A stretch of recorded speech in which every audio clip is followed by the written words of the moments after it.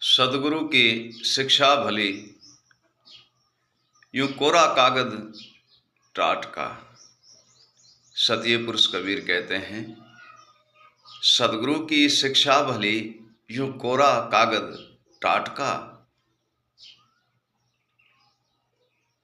दया भई गुरुदेव की, तब मिट गया अंग ललाट का। हे प्रिय सजनों, सदगुरुदेव की कृपा से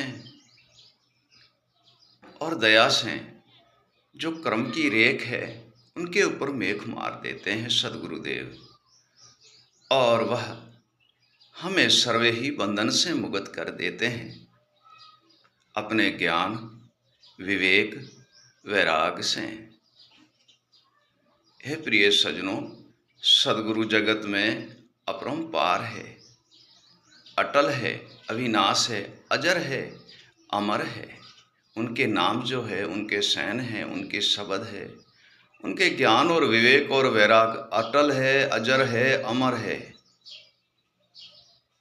हे प्रिय सजनों, सदगुरुदेव के साथ साथ हमें माता पिता को भी नहीं भूलना चाहिए, जिसने हमें, माता ने 9 मास गर्भ में रखा है, जन्म दिया है, पालन पोषण किया है, और पिताजी हमारी उंगली पकड़ करके हमें पाठशाला में ले गए, पढ़ाए लिखाए हैं।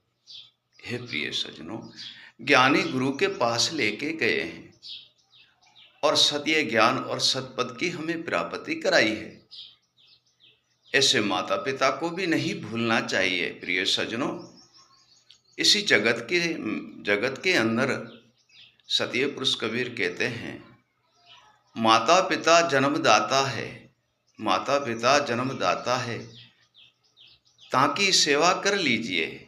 माता पिता जन्मदाता है, उनकी सेवा कर लीजिए, कहे कबीर धर्मदास को।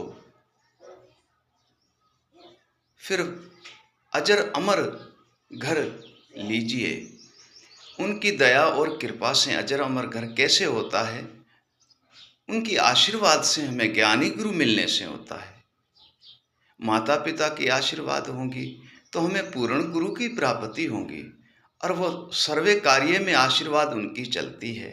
काम में, कारोबार में, वाणिज्य में, व्यापार में, हर जगह में, गृह आश्रम में। हे प्रिय सजनों, माता पिता की दया से हमें ज्ञानी गुरु की प्राप्ति होती है, और ज्ञानी गुरु की प्राप्ति होती है तो अनुभव, ज्ञान